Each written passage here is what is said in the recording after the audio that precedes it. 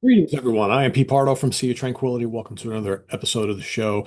I was sitting there pondering recently and thinking about like all the shows that I've done over the years, over 6,000 of them, 6,100 to be, as a matter of fact, 6,100 episodes here on the channel. And I was thinking, you know what? I don't know if I've ever done an episode where I've actually stated these are the 10 greatest progressive rock bands of all time, and also my favorite progressive rock bands of all time. I don't think I've ever done that.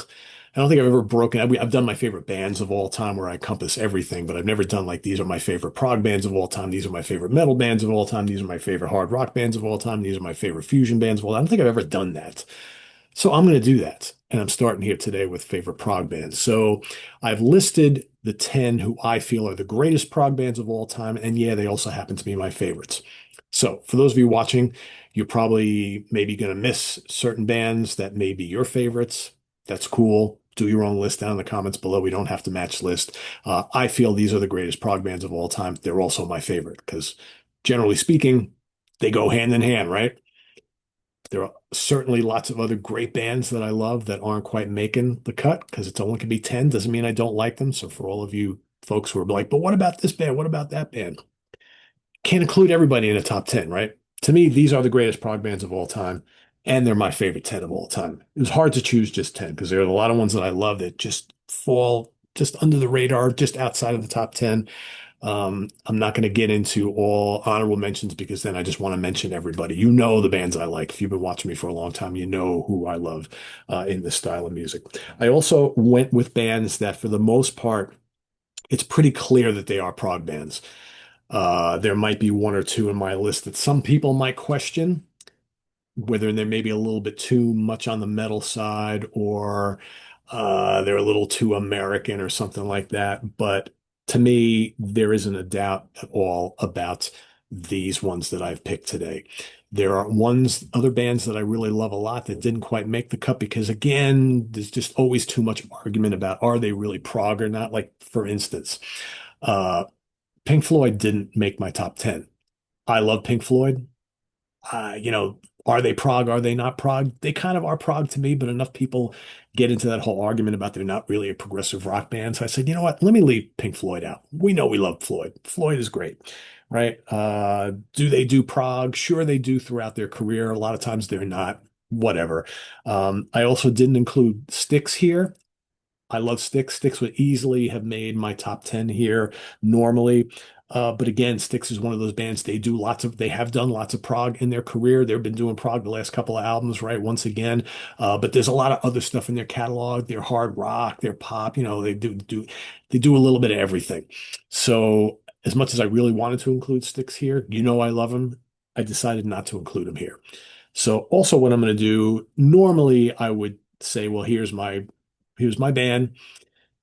Here's the number they come in at. Here's my favorite album of all time by them. You guys know what my favorite albums of all time are by these. Go back and watch the ranking episodes for all of them. I've decided instead to do here's the band and here's the album I've been listening to the most lately, of late from them, rather than just give you my favorite album, because we've done that before. So let's get to the ranking, shall we? And yes, again, I am using the Prezi app so I can show you a picture of the band. That's why my image is backwards, just so everybody knows. So my first selection coming in at number 10 is going to be Camel, the great Camel. And again, spoiler alert, most of these bands are going to be British bands, just the way it goes, right? Amazing band. They're one of the greats. Probably never, not probably, never really got as big as a lot of the other bands we're going to be talking about here. Sadly, I think that, prog bands certainly know them, but again, general music listeners probably have no idea who Camel is or were. And that's a shame. Really melodic band. A lot of their music very, very hook oriented, great vocals early on, certainly lengthier songs and more adventurous arrangements, some classic albums, the great Peter Barden's on keyboards, Andy Latimer on guitar. Again, one of the great guitar players in all of Prague. Everybody that has played in this band has just been top notch. The classic band is amazing. I'm going to go with this. Also happens to be my favorite album from them, and it is the one I've been listening to more often of late. And I'm going to go with Mirage. Again, you're going to see these backwards. I apologize, but Mirage is a killer album. So many of their great tracks on here. Free Fall is terrific. You got the Lady Fantasy is amazing on here. Earthrise, a lot of great instrumentals in this catalog. When they do the vocals are great too. The keyboard and guitar exchanges are just mind-blowingly great. Some people might prefer the Snow Goose or the first album or, the Moon Man. There's a lot of great albums in their catalog. Mirage is my favorite. It's also the one I've been playing the most as of late. Coming in at number 9. I'm going to go with ELP, otherwise known as Emerson, Lake and Palmer, or Emerson, Lake and Palmer, otherwise known as ELP, I should say. Uh, Amazing band, one of the great original supergroups. Of course, Keith Emerson from The Nice, Greg Lake coming over from the crazy world of Arthur Brown and Atomic Rooster. And then, of course, Carl Palmer coming across from get your shit together here, Pete, from Arthur Brown and Atomic Rooster, and then of course Greg Lake coming over from King Crimson, right? So the album I've been listening to the most of late from ELP is the Trilogy album. I gotta get used to this here. Really like this album. This is one of those albums I rarely pick as my favorite ELP album, but the more I listen to it, the more I'm kind of like, it's so good, right? The Endless Enigma parts on here from the beginning is so good. Trilogy, Abaddon's Bolero, Live in Sin. I mean, there's just so much good stuff on here. Hoedown, Fuge. I mean, just great keyboard dominated, the big bass grooves, right? The amazing vocals, great drumming. They have a lot of classic albums. This is one of them for sure. Coming in at number 7, I'm going to go with the amazing prog metal band Dream Theater. Yes, they're the one band on this list that's more of a metal has more of a metal element, but they are a prog band, true and true. They worship all these other bands we're talking about today. They're still tearing it up out there. An amazing band to go see live. Music is so intricate, and I know some people don't like them because the songs are too long and there's too much soloing, and maybe you like James LaBrie, maybe you don't like James LaBrie. I don't really care about all that because I just love this band. I've liked them since they first came on the scene many, many years ago. I'm going to go with their brand new album. That's the one I've been listening to the most, Parasomnia. It's just absolutely terrific. Mike Portnoy is now back in the band, and what a band. So good. Love all their albums except for one. That's pretty good in a 30 plus year career, actually going on 30, that's 35-year career now plus. Out of all the albums they have, there's really only one that I don't like. I love all the rest. So yeah, the Parasomnia is my pick for one I've been listening to the most. Dream Theater, absolutely love them. Yeah, they're prog metal, but they deserve to be on here. They're just as proggy as all these other bands. Next up, another American band. Gonna go with Kansas. Yes, indeed. For those of you who are watching who are gonna be like, Kansas aren't a prog band. Sorry, they are. Always have been. I know a lot of folks just won't accept any American band as a prog band. Tough. There are plenty of American prog bands, and a lot of them are really, really good. Maybe they're not as notable as the greats from Britain and Europe, and maybe they came afterwards, and that's all fine and dandy. But you can't tell me, you can argue with me all you want. You're never going to convince me that albums like Mask and Leftoverture and Point of No Return and Song for America and the debut album and Monolith aren't prog albums, or the Prelude and Prisset and all of the more recent ones. This is a prog band. Yes, certainly on their early albums, they would do like one rock or boogie song, right? Or one or two, but everything else is prog. I mean, come on. So much great stuff on here. Icarus Born on Wings of Steel. Amazing. All the World. Child of Innocence. So good. It's You. Mysteries of Mayhem. The Pinnacle. I mean, come on. It's all prog stuff. Amazing vocals of Steve Walsh. Kerry Livgren, Phil Ehart, Robbie Steinhardt, Rich Williams, Dave Hope. I mean, just an amazing, amazing band. Amazing keyboards, amazing guitars, amazing vocals. Amazing band.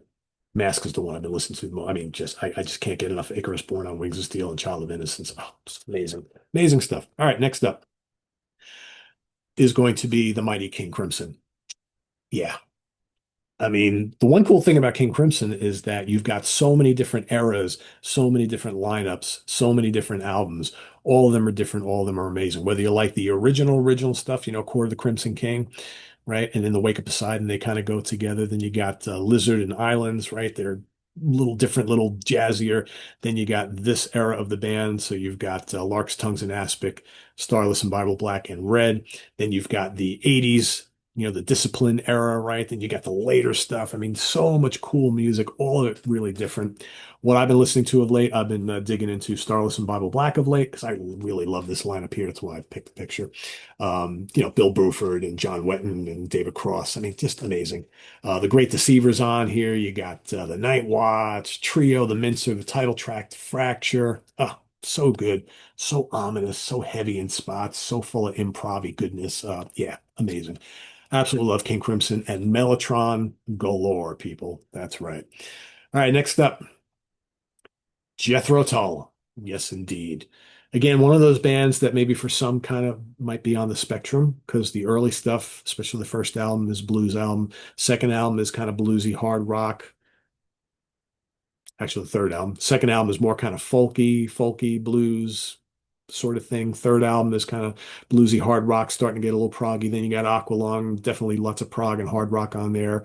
Then, of course, you got Thick as a Brick and a Passion Play, full blown prog. Then you got like all sorts of other cool albums that do a little bit of everything. Then you got the folky prog stuff, right? Starting with Songs from the Wood and Heavy Horses and Stormwatch. Then you got the more electronic 80s sounding, but still lots of prog stuff like A and Broadsword and the Beast. And I mean, the list goes on and on and on. Um, I've always considered Jethro Tull a prog band. They just do it a little bit differently than everybody else. They get that folk and that kind of blues element going on there. Certainly lots of prog, complex arrangements. Ian Anderson, absolute genius. Martin Barr, everybody else who's been in the band, such a great band. My pick for album I've been listening to the most of late is Minstrel in the Gallery. Minstrel in the Gallery has been coming on in recent years and becoming one of my favorite Jethro Tull albums of all time. It's lately, I Benefit was my favorite album for many, many years. I have moved on to like Aqualung and Minstrel in the Gallery of late, but I love Songs from the Wood and Heavy Horses and Stormwatch and, you know, Thick as a Brick, obviously. And yeah, just an amazing band. Love them to death. That is my number. They are my number. Let's see. One, two, three, four. That's number five. Number four. I'm going to go with another British band. No surprise here. Gentle Giant. Not a band that everybody can get into immediately, but man, once you get it, there is no more of a unique band than this band, any genre. Just amazing, amazing music that encompasses all sorts of musical styles and so eclectic. Killer musicianship, very cool vocals.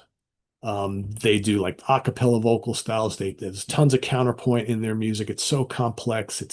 It's majestic. It's hard rocking. It's jazzy. It's kind of classical. It's prog. It's baroque. It's man, everything but the kitchen sink. Absolutely love Gentle Giant. So many classic albums.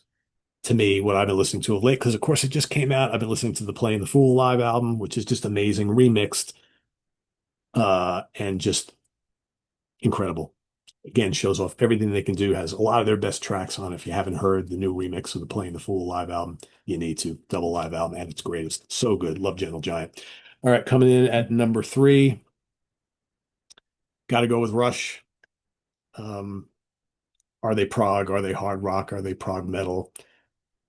Are they all that and others? Yeah, yeah. But there's no denying that from Fly By Night all the way through the end of the catalog, there's prog in all those albums for sure. I think Rush definitely belongs in this conversation. Um, you could also make the argument, and I have, and I've argued with people about it, that albums like 2112 and Caress of Steel and Hemispheres, right? And maybe a couple of others are integral to the creation of what is progressive metal, whether you call any of the elements on those albums metal or not. It's pretty damn heavy and it's definitely progressive. And I think that lots of prog metal bands like Dream Theater, like Fate's Warning, like we can name countless other bands like Tool, like, go on and on and on, were highly influenced by the music of Rush. Uh, so many great albums. I've heard this album a million times and I will continue to listen to it throughout the rest of my days on this earth. I've been listening to Moving Pictures a lot lately. I don't know why. I've heard it more than any other Rush album. I never get tired of it. And for whatever reason, it still sounds really fresh to me today. And I've been in the mood to listen to it. So I listen to a lot of Rush all the time. This has been my album of choice. Number two, gonna go with Yes. Yes, indeed. Um, one of those bands that they've got a lot of albums, bunch of different lineups. Yeah, the classic stuff will always be the best, but thankfully you've got lots of different eras where you get a little bit different flavors here and there. The 80s stuff is still very, very cool, very different. The 70s stuff is obviously the classic. You've got stuff that's happened later on. Some of it's good, some of it's not. But the classic stuff for me, it's getting to the point with this band where, and I've talked about this before, and during their heyday, during the 70s, not a ton of albums, and most of the albums contain like a lot of really long songs. So there's not a huge repertoire of like deep cuts. I think I've talked about this before. So like this is one of those catalogs where like from the Yes album all the way through, certainly through to Going for the One, you could throw Tormato in there as well. Maybe Tormato kind of sits outside that for me. All those albums in between, not a million songs there. There's because each album only had like a handful of tracks because they're all so long. And most of them have been part of the band's set list for years. They've been part of the live albums. We've listened to them a ton of times. So I find that I don't reach for Yes as often as I used to because I just know these albums so, so well. And I'm like, I just don't, I have so much other stuff I want to hear in my collection, right? But I can always hear them in my brain. But the one I have been reaching for a little bit more than others of late is Relayer, just because I often fall deeper in love with tracks like Sound Chaser and Gates of Delirium. Every like couple of months or once a year or something like that, I really feel the need to just like dive into this big epic work. Again, this is kind of like the Close to the Edge album. It's just three tracks. They're all really long. They're all really epic. Um, and I just, sometimes I just want to get just overtaken by Gates of Delirium. I want to go through that crazy arrangement throughout the whole way, and then I want to finish out with the Soon overture at the end. I just want to be, oh, yeah. And then I just want to hear like Steve Howe's amazing guitar work on Sound Chaser. I just want to hear the loveliness of To Be Over, right? So that's what I've been into of late. So yeah, Relayer is my pick that I've been listening to for Yes, and my number one has got to be Genesis. So I absolutely adore 70s Genesis, specifically the Peter Gabriel years, although I think Trick of the Tail and Wind and Wuthering are absolutely fantastic. I do like And Then There Were Three a lot. I like Duke a lot. I have lots that I like on the next couple of albums, right? The 80s albums. Maybe I don't like them as much as all the other ones, but yeah, this is a magical band for me. There's something about their blend of kind of like that pastoral, kind of folky beauty with the theatricalness and the occasional burst of heavy, aggressive stuff that they do. Uh, Tony Banks is an amazing keyboard player, not just as a soloist, but I think he is one of the guys who creates the most amazing tapestries of sound I've ever heard, utilizing like Hammond organ and Mellotron and ARP synths and Moog and electric piano and grand piano and all the stuff that he uses. It just always sounds wonderful. Love Steve Howe's guitar playing. I absolutely think Peter Gabriel is one of the greatest kind of frontmen doing that whole kind of like storytelling theatricalness. Not that he has the most amazing voice I've ever heard, but I think he's got a really cool, unique voice. Then you got Phil Collins, who does similar things with his voice, but he's got a more beautiful vocal style. Also really great is kind of telling those stories. Michael Rutherford, of course, and Phil Collins is drumming off the charts great, and Mike Rutherford, amazing bass playing, 12 string guitars and all that sort of thing. The Moog Taurus bass pedals. I just love this band to death. I love the classic era, and the one I've been listening to the most is Nursery Crime. Just sometimes I just really want to hear the musical box, and I just really want to hear the Fountain of Salmacis, and I really want to hear the Return of the Giant Hogweed and stuff like that. Harold the Barrel. It's quirky, it's ominous, it's just there's just so much goodness and stuff like this really early on, right? This is this lineup just getting together and gelling.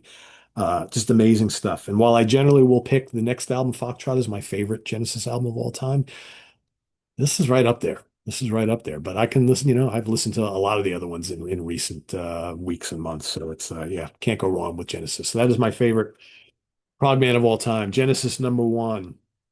Yes, number two. Rush number three. Gentle Giant number four. Jethro Tull number five. King Crimson number six. Kansas number seven. Dream Theater number eight. ELP number nine. Where are they? Come on, ELP. There we go.